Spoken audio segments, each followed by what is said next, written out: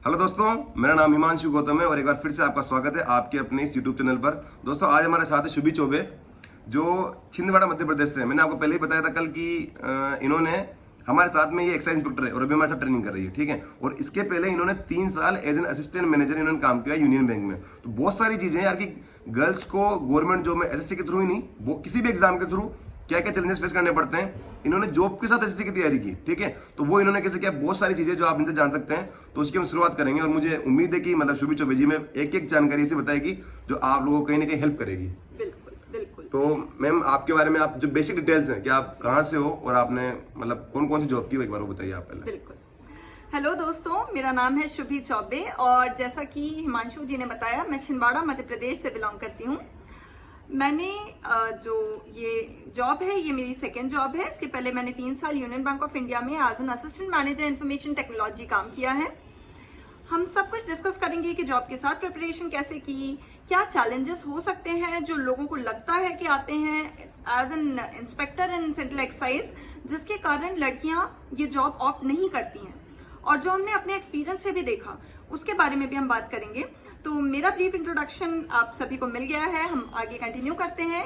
तो मेरा जो नेक्स्ट सवाल है, सीधे हम डायरेक्ट पॉइंट पे आते हैं, ठीक है। सबसे पहले आप ये बताइए कि आप देखो, आपको 4 साल जॉब, आपने 4 साल गवर्नमेंट जॉब कर ली, ठीक है। आप 3 साल तो यूनियन बैंक में थे, और आप अभी लगभग 3-4 महीनों से यहाँ पे आप जॉब कर रहे हो, ठीक है। तो क्या क्या चैलेंजेस आपने फेस किए और क्या क्या चीजें हैं जो एक्चुअली पता नहीं होती लोगों को। बाहर से एक डर लगता है कि यार बाहर जाएंगे तो ऐसा होगा, कोई जैसे हमारे राजस्थान से उन्हें डर लगता है कि वो छोड़ के भोपाल में आएंगे या गुजरात में जाएंगे, ठीक है ना। तो क्या क्या उनको इशू फेस करने पड़ेंगे, क्या क्या एक मतलब गलत फहमियां है मार्केट में कि जाना चाहिए नहीं जाना चाहिए, ज्वाइन करना चाहिए नहीं करना चाहिए, उनके बारे में आप बताइए जी। तो हिमांशु जी, मैंने अपने साथ के ही बहुत लोगों को देखा है जिन्होंने अपनी जॉब सिलेक्शन होने के बाद भी एक्सेप्ट नहीं की, क्योंकि उन्हें ये डर था कि वो अपने घर से इतने दूर जाकर जॉब करेंगे तो वो कैसे कर पाएंगे, उन्हें प्रॉब्लम्स आएंगी। मैं आपको अपना एग्जांपल देती हूँ। मुझे जब मेरी फर्स्ट पोस्टिंग थी, दैट वाज इन मुंबई, और मेरे घर से बहुत अच्छा खासा डिस्टेंस था। तो पहली जॉब ही इतने दूर लगना, बहुत सारे प्री कंसेप्शंस थे कि बहुत दिक्कतें आएंगी, लेकिन जब मैंने वहां पर काम किया और देखा तो बिल्कुल भी कोई ऐसी प्रॉब्लम नहीं आई। जो भी हम पहले से जो नोशंस होते हैं कि ये दिक्कत आ सकती है, वो दिक्कत आ सकती है, बीइंग अ गर्ल बहुत सारे कंसर्न्स होते हैं, आपकी फैमिली के होते हैं, आपके खुद के होते हैं, कि हो सकता है कि आपको सेफ्टी वाइज या किसी तरह लोग कोऑपरेट करेंगे या नहीं करेंगे। तो आपको बहुत अच्छे से सपोर्ट मिलता है हर जगह, हर जॉब में इतनी इक्वालिटी है, इतना ज्यादा लोग आजकल इन चीजों को लेकर अवेयर हैं। लोग चाहते हैं कि जो ज्यादा से ज्यादा लड़कियां पार्टिसिपेटिव रहें जॉब में, तो ऐसी कोई भी दिक्कत नहीं आती है। सेकेंडली, जब इस जॉब में मैं आई तो हाँ, मैंने यहाँ पर देखा कि जेंडर डाइवर्सिटी बहुत स्क्यूड है। जैसे कि इस पूरे बैच में अगर आप देखें तो ये अंदाजा लगा सकते हैं कि 86 टोटल लोगों में 6 ही लड़कियां हैं। तो उससे भी हमें काफी कुछ पता चलता है कि शायद एक गलतफहमी है कि सेंट्रल एक्साइज इंस्पेक्टर की जो जॉब है वो लड़कियों के लिए उतनी बेहतर नहीं होती है, क्योंकि सेफ्टी कंसर्न्स या हमें फील्ड जॉब, अगर कोई मान लीजिए रेट पे जाना है, इस तरह की चीजें, तो आपको ये समझना होगा कि आपके लिए इतने बेहतर रूल्स बना रखे हैं सरकार ने, इतने अच्छे नियम हैं, इतने कायदे हैं कि आपको कोई परेशानी नहीं जाने वाली है। तो बिल्कुल बेशक आप इस जॉब की तरफ बढ़ें, और बिल्कुल भी आपको ये सोचने की जरूरत नहीं है कि क्या दिक्कतें आ सकती हैं। तो जिसे बताया इन्होंने कि यार इतने सारे रूल्स और रेगुलेशन है ना, लगता है कि बाहर से यार कोई लड़की आगे इंस्पेक्टर बनेगी तो उनको बहुत सारे यहाँ पे स्टाफ में और लड़कियां नहीं होगी, ऐसे बहुत लोग हैं, ठीक है। और हर एक बंदा कोऑपरेटिव होता है, ठीक है। और इतने ज्यादा कानून बने हुए हैं ना, कोई चाह के भी कुछ नहीं कर सकता।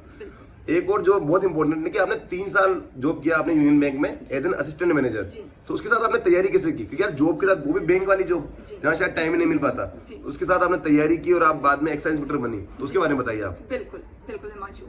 तो देखिए, सबसे पहले तो बहुत ही महत्वपूर्ण रोल रहता है शॉर्ट नोट्स का, जैसा कि हिमांशु सर ने आपको पहले भी कुछ वीडियोस में बताया है। तो जब जॉब के साथ हम तैयारी कर रहे होते हैं तो हमारे पास अगर कुछ शॉर्ट नोट्स हैं, अगर मान लीजिए मुझे वीकेंड पे टाइम मिलता था तो मैं कुछ शॉर्ट नोट्स बना लेती थी जो मैं वीकडेज में रिवाइज कर पाऊँ। सेकेंडली, जब मैं मुंबई में थी 3 साल, तो मेरा जो ट्रैवलिंग टाइम था वो ऑफिस जाने का 1.5 घंटे था और लौटने का 1.5 घंटे था। तो आई मेड श्योर कि वो 1.5 घंटे किसी भी दिन बर्बाद ना हो। मैं ऑफिस से निकलती थी और मेरे ईयरफोन्स ऑन होते थे और मैं कंटिन्यूअसली कोई लेक्चर देख रही होती थी, कुछ ना कुछ सुन रही होती थी, और वो मुझे बहुत ज्यादा ऐसा लगा कि मेरी तैयारी में बेहतर तरह से इसने कंट्रीब्यूट किया है, क्योंकि वो टाइम इतना अच्छे से यूटिलाइज हो जाता था। साथ ही साथ लंच टाइम होता है या कुछ, हम ऑफिस में होते हैं, हमेशा ऐसा नहीं है कि हम बहुत हेक्टिक चल रहा हूँ, कभी हम फ्री बैठे होते हैं, तो इधर उधर के कामों की जगह अगर आप उतनी देर अपने ईयरफोन्स ऑन करके कुछ थोड़ा सा भी पढ़ लेते हैं ना, तो आपको खुद एक अचीवमेंट फील होगा उस दिन में, और उसके साथ आपकी ऐसी तैयारी होती जाएगी कि आपको बिल्कुल पता भी नहीं चलेगा। सेकेंडली, एक और बात कहना चाहूंगी, क्या होता है ना कि जब हम वर्किंग नहीं होते हैं तो हमें टाइम की उतनी वैल्यू नहीं हो पाती है कई बार। तो अगर लोगों को ऐसा लगता है कि वर्किंग होना एक डिसएडवांटेज है, तो मैं कहती हूँ कि नहीं, वो एडवांटेज ही रहेगा, क्योंकि आप जब काम के साथ अगर आपको आधे घंटे भी मिल रहे हैं तो आप उसकी वैल्यू करेंगे। अगर आप संडे को दिन में 24 घंटे फ्री बैठे हुए हैं तो आप टाइम की वैल्यू उतना नहीं कर पाते हैं। तो इसीलिए अगर आप वर्किंग है तो भी आप बहुत अच्छे से तैयारी कर सकते हैं, क्योंकि जो कम टाइम मिलेगा उसकी भी आपको इतनी वैल्यू रहेगी कि आप उसको बेहतर यूटिलाइज कर पाएंगे। तो मतलब मैंने आपका इंटरव्यू क्यों लिया, क्योंकि जब मैंने चैनल स्टार्ट किया था तो मैं यहाँ के जो मेरे दोस्तों वगैरह की वीडियो डालता था, उनमें गर्ल्स नहीं दिखती थी उनको, ठीक है। तो गर्ल्स के कमेंट आते थे कि भैया वहाँ पे गर्ल्स हैं या नहीं है, उनके बारे में बताओ, उनकी स्ट्रेटेजी बताओ, ठीक है।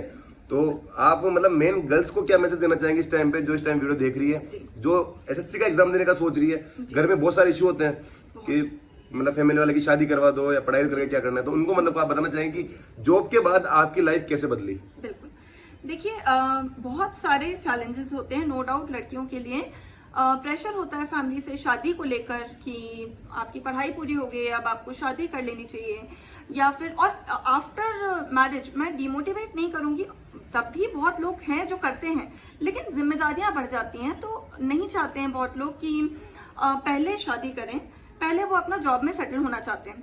तो आप लगे रहें। हालांकि हमने बहुत ही बेहतर एग्जांपल्स देखे हैं, जैसा कि उस दिन हमारे साथ एक बहुत ही सीनियर ऑफिशियल ने हमें यहाँ पर आकर एड्रेस किया, और उन्होंने शादी के बाद एग्जाम दिया था, शादी के बाद एग्जाम क्लियर करके, और आज वो जिस लेवल पर हैं, we all are looking up to her. तो बिल्कुल आप अपने पोटेंशियल को कम ना समझें। अब अगर आपको जो फैमिली के सेफ्टी कंसर्न्स होंगे, बहुत सारी चीजें होंगी कि ये जॉब लड़कियों के हिसाब से ठीक है या नहीं है, तो सबसे अच्छी बात, इस जॉब में अगर आपको ऐसा लगता है कि आपको, मान लीजिए कि आपको डर इस चीज का है कि आपको आधी रात को कहीं जाना पड़ेगा, रेट ये होगा वो होगा, इस तरह की चीजें अगर आप सोच रहे हैं, देखिए अगर वो वंस इन अ ईयर वाली चीजें होती हैं, उसमें भी आपकी सेफ्टी इतनी होती है, इतने सारे लोग होते हैं डिपार्टमेंट के आपके साथ कि आपको फिक्र की जरूरत नहीं है, और वो रेयर होता है। अगर आप चाहते हैं तो आपको इतने सारे डिपार्टमेंट्स हैं, इतने सारे एरियाज हैं, ऑडिट है, कस्टम्स है, आपके पास रेंज में पोस्टिंग है, टेक्निकल सेक्शन में पोस्टिंग है, इतने सारी चीजें हैं। और लड़की होने का एक और ये रहता है पर्सपेक्टिव कि ये चीज बाकी लोग भी समझेंगे, आपके स्टाफ वाले, कि हो सकता है कि आपको चैलेंजेस फेस करना पड़े, तो वो आपको कोऑपरेट करते हैं। आपको ट्रांसफर पोस्टिंग से लेकर हर चीज में वो बिल्कुल एक आपको पहले कंसिडर करते हैं, तो आपको तो हमेशा ही ऊपर रखा जाएगा इस चीज में कि आपको कोई आफत ना आए। यहाँ मैं एक बात ऐड करना चाहूंगा कि भैया मैं जब पहले जिस डिपार्टमेंट में था दिल्ली में, वहां क्या सीन था कि दिल्ली की जो गर्ल्स थी, ठीक है, उनको बाहर भेजा ही नहीं उन्होंने, वहीं रखा, दिल्ली में रखा। मतलब अगर उनको रैंक वाइज भेजते ना, शायद किसी को पुणे जाना पड़ता, किसी को नासिक जाना पड़ता, किसी को भोपाल आना पड़ता, पर उनको बाहर भेजा ही नहीं, उनको दिल्ली में रखा और वहीं आसपास उनको पोस्टिंग दी। क्यों? क्योंकि उनको मतलब एक कोऑपरेटिव जो स्टाफ होता है ना, इसकी वजह से। तो एक और बात की, आपने पहले बैंक में थे, आप अभी इंस्पेक्टर हैं, क्या आप आगे तैयारी कर रहे हैं किस चीज की? फिलहाल तो मैं बिल्कुल कोई चीज की तैयारी नहीं कर रही हूँ, क्योंकि मुझे ये जॉब बहुत अच्छी लग रही है, और जितना अभी हमने इंडक्शन ट्रेनिंग प्रोग्राम में भी समझा है, इसके इतनी सारी चीजें हैं इसके आगे। जैसे कि हमें आज ही लेक्चर जो हमारा था, डीआरआई से कुछ ऑफिशियल्स आए थे, तो हमें पता चला कि हम डीआरआई में भी जा सकते हैं, डिपार्टमेंट ऑफ रेवेन्यू इंटेलिजेंस। हमारे पास इतने सारे अपॉर्चुनिटीज हैं इस जॉब में होते हुए आगे, कि मुझे लगता है कि यहीं रहकर ग्रो करना मैं चाहूंगी आगे। तो दोस्तों मतलब देखो, बुक्स वगैरह के बारे में, पढ़ाई कितने घंटे करनी चाहिए, कितने घंटे नहीं करनी चाहिए, बताने वाले बहुत लोग हैं आपके पास, ठीक है। मेन जो काम थी, बात की कि यार गर्ल्स के लिए डिपार्टमेंट कैसा है, और ये वाला डिपार्टमेंट ही नहीं, कोई सा भी डिपार्टमेंट, एसएससी के थ्रू ही नहीं, और भी किसी एग्जाम के थ्रू, हर जगह लोग कोऑपरेटिव होते हैं। और दूसरी बात, मतलब मैम को भी ऐसा कुछ नहीं था ना कि इनको बन ही जाओगे, इन्होंने पढ़ाई स्टार्ट की, धीरे धीरे फ्लो बना, एक एग्जाम निकला, दूसरा निकला, मतलब अच्छी जगह पहुंच गए, लाइफ सेट है, ठीक है। तो मैं भी आप सबको ये कहना चाहूंगा कि यार तैयारी करो, ठीक है। एक चीज हिमांशु जी ने मुझसे पूछी थी, जो मैंने अभी आपको एड्रेस नहीं कर पाई। आपने मुझसे कहा था कि जॉब करना या नहीं करना, तो एक बीइंग अ गर्ल, एक एडवाइस मेरी आप सभी से रहेगी कि उसको आप इस तरह से सोचिए, सिर्फ मॉनेटरी टर्म्स में नहीं, एक सेल्फ सेटिस्फैक्शन होता है।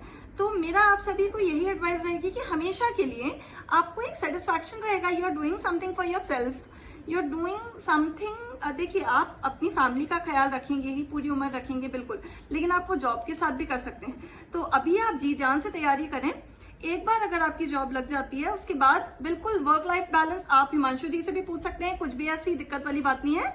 10 से 6 आपकी जॉब है, उसके पहले आप क्या कर रहे हो, उसके बाद आप क्या कर रहे हो, आपकी लाइफ में कोई डिस्टर्बेंस नहीं है। तो बिल्कुल आप अच्छे से तैयारी करिए, और वो सेटिस्फैक्शन बहुत ही अच्छी चीज होती है। तो इसीलिए मैं आपको एडवाइस करूंगी कि अगर आप कंफ्यूज हैं whether to take a job or not, you should go for it. It is a very beautiful feeling to be self sufficient. ठीक है, तो मैं आपसे सबको यही बात करना चाहूंगा कि यार फटाफट से एग्जाम दो, ठीक है, सिलेक्शन लो, ट्रेनिंग वगैरह पे आओ, ताकि जैसे सुबी जी की किस्मत अच्छी थी कि हमारे जैसे अच्छे बहुत अच्छे कलीग्स मिले, तो आपको भी बहुत अच्छे कलीग्स मिलेंगे, ठीक है। और लगभग मुझे लग रहा है कि आपके जो डाउट्स थे गर्ल्स के वो क्लियर हो गए होंगे। और भी कोई डाउट है तो आप कमेंट करना, ठीक है। मुझे उम्मीद है आप कमेंट में रिप्लाई जरूर देंगे हाँ उनको। जी, जितने भी आपके डाउट्स हैं आप कमेंट सेक्शन में बताएं, मैं उनको सबको रिस्पॉन्ड करूंगी। साथ ही साथ आप नीचे मैं चैनल का लिंक भी शेयर कर दूंगी, तो मैं और ट्रेनिंग वीडियोस आपके साथ शेयर करते रहूंगी, तो आप उसे सब्सक्राइब कर सकते हैं और उस पर भी आप डाउट्स अपने पूछ सकते हैं। मैं एक बार फिर से मतलब थैंक यू बोलना चाहूंगा कि यार मैं बहुत टाइम से मैं वेट कर रहा था कि मैं किसी का इंटरव्यू ले पाऊं, और एक बार जो बेसिक चीजें हैं ना, जो गर्ल्स को मतलब जानकारी की जरूरत होती है, वो मैं क्लियर कर पाऊं, ठीक है। तो आपने आज बहुत जानकारी क्लियर की, इसके लिए thank you so much. Thank you so much Himanshu ji, ये अपॉर्चुनिटी देने के लिए। मुझे उम्मीद है कि आपके जितने स्टूडेंट्स हैं उनके सारे डाउट्स आप रोज ही क्लियर कर ही देते हैं। हाँ, तो उनकी जितनी रिक्वायरमेंट्स हैं उनका तो आप बहुत ही अच्छी तरह से ख्याल रखते हैं। Thank you so much.